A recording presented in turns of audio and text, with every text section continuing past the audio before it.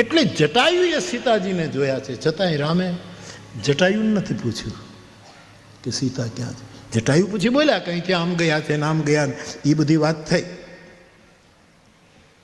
પણ જેણે સીતાને જોઈ નથી, જોયા નથી, એવી શબરીને, અને શબરી પોતાની ગુરુ કૃપાની આંખથી, વિવેક આંખથી એને ખબર છે કે સીતાજી અહીંથી આમ ગયા હશે અને સુગ્રીવની પાસેથી નીકળ્યા હશે. ત્યાં જાનકીજીએ પોતાના ઝાંઝર અને આભૂષણ નાખ્યા હશે. એ સુગ્રીવ માટે મહારાજ પંપા સરહી જાઓ રઘુરાય, આપ પંપા સરોવર જાઓ અને ત્યાં સુગ્રીવ સાથે મૈત્રી. આ માર્ગદર્શન શબરી પાસેથી રામે પ્રાપ્ત કર્યું છે. અને ભગવાન રામ, શબરી ગજબ છે. ગીતાવલી રામાયણ પઢો. સાહેબ જો પરદેશથી કોઈ એનઆરઆઈ આવે, 2-4 વર્ષે પરદેશથી અમેરિકાથી આવે, પછી આખું ગામ એને બોલાવે, ભાઈ અમારા ઘરે ચા પીવા આવો, હા અમારા ઘરે તમે નાસ્તો કરવા આવો, વારાફરતી બધા જમાડે, આવો આવો જમાડો તમે, પાછા 1 મહિનો જ રોકાવાના છો ને પછી તમે ભયા જશો, બધા જમાડે. ભગવાન રામ 14 વર્ષ પછી અયોધ્યા આવે ને તો બધા નોતરા આપે, અમારા ઘરે જમવા આવો, અમારા ઘરે જમવા આવો.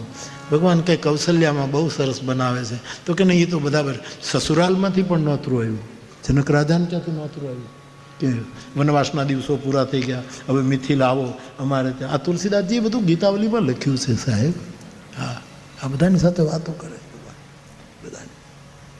હવે કોકને ઘરે આપણે જમવા જઈએ, નોતરું હોય ને જમવા જઈએ, તો એણે જે રસોઈ પીરસ્યું, ત્યારે વિવેક શું કહે છે, આપણે જેવું હોય એવું આપણે કહીએ ને, બહુ સરસ છે, પછી ભલે ને ગમે તો કચરો હોય, આપણે વિવેક માણસને બોલવું છે બહુ સરસ હો, મારી ચા ઘણા બનાવે, ખાંડ જ ભૂલી જાય તો હું કહું બહુ સરસ હો, બહુ સરસ. પછી હું કહું બધાને આપો, એ બધા પીવે ત્યારે બધાને ખબર પડે કે આને વખાણ બાપુએ કર્યા, પણ વખાણ કરવા જ જોઈએ, બિચારા એ બનાવી છે. આ જો આ બેઠો, આ એ તો મને એને ઘરે લઈ ગયો બાબરા, મને કે બાપુ આવો ને ચા પાણી. બિચારો એટલો એક્સાઇટ થયો, ભાવમાં આવી ગયો, એટલે એને ચા બનાવી. અને એ તો સારી ચા બનાવે, એ મારા માટે જ બનાવે, તમારા માટે ન બનાવે.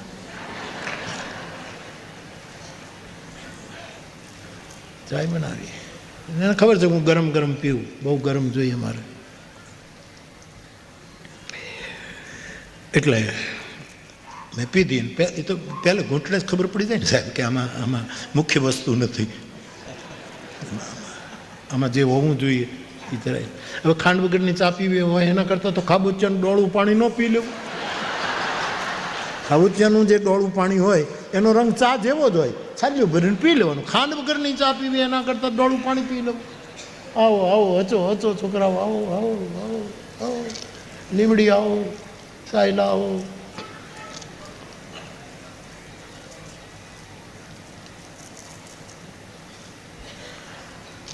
એ ભૂલી ગયો, ભાવમાં માણસ ભાવમાં ભૂલી જાય એવું. ઘણા તો ભાવમાં ન હોય પણ એમ જ માને કે બાપુ ખાંડવાળી પીતા જ નહીં. તારા બાપા ન પીવે, હું તો પીવ, હું શું કામ ન પીવું? તારા બાપાને હાડો હાડ ડાયાબિટીસ છે, એને કરી મને શું છે? પણ ઘણા એમ જ માને. આ પ્લેનમાં પરદેશ જવાનું થાય ને તો સ્વાભાવિક, હવે આ નરેશભાઈની બધા સેવા કરે એટલે અમને આગળની સીટમાં બેસાડે, બરાબર. પછી મારા માટે તો આગળથી લખી દીધું હોય કે બાપુ કશું લેતા નથી, કારણ કે મારે ગંગાજળનું હોય, મારા થેપલા ને અથાણું ને એવું મરચાંની સાથે હોય, અને ખાલી ચાય બનાવવા દે ગંગાજળની તો પછી મારી સાથે હોય, ચાય બનાવે. બાકી મારા માટે તો બધું લખાયું બાપુ કાંઈ લેતા નથી, એટલે બાપુને ડિસ્ટર્બ ન કરવું. ત્યારે બેનો હોય ને આવે, હા બતાવો તમારામાંથી શું શું લેવું છે મારી પાસે, એટલે એમાં લખ્યું હોય કે બાપુ કંઈ નહીં લે. પછી ઓલું નાઇટ ડ્રેસને આપવા આવે ને એ મને ન આપે. એટલે પણ મારે લહેંગો પહેરવો નથી, પણ આ તો આપ મને, હું કોકને આપી દઈશ તરત, મારે ક્યાં લહેંગા પહેરવા આવે?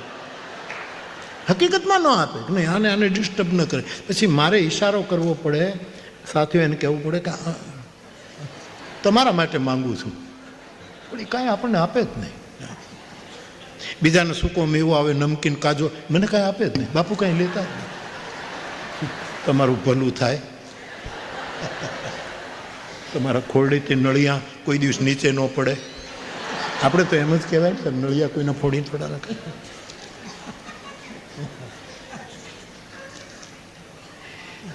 એટલે હિતાગીરીએ કૈલાસી ચા બનાવી, એમાં ખાંડ ભૂલી ગયો છોકરો. મને એમ કે આપણી ચા છોકરો બનાવે એટલે તો પીવી, અને મેં સીધું ગરમ, હું તો ગરમ ગરમ પીવું, એટલે સાહેબ એ એમ ગરમ ગરમ પીધી, અને પહેલે ઘૂંટડે જ આપણને ખબર પડી ગઈ કે હવે આપણાથી બોલાય નહીં. એને પાછું મારી સામે જોઈ, મેં કીધું જ્ઞાન મુદ્રા કરી, જ્ઞાન મુદ્રા, જ્ઞાન મુદ્રા. તો એ સમજો નહીં. પછી મેં કીધું બાપાને આપ્યું, એને આપ્યું, બાપાને આપ, મારી સાથે બધાને આપ. એટલે આ તો હું બધાને કહું કે બધાને આપો, એ તો સીધી વાત છે. તેને ત્યક્ત તેને ભૂંજીતા, એ તો આપવું પડે બધા. એકલા ન પીવાય, એકલો ખાય એ પાપ ખાય છે. ગીતાએ કીધું.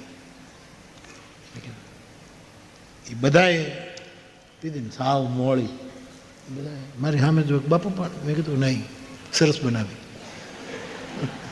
કોકને ઘરે જમવા જઈએ તો જેવું બને એના વખાણ કરવા, પણ કોકને ઘરે જમવા જઈએ ને પછી એમ કે તમે જે લાડવા બનાય ને એ પિતાંબરભાઈને ઘરે જે લાડવા બન્યા હતા એવા નથી, એવું ન બોલાય. વિવેક ના પાડે છે.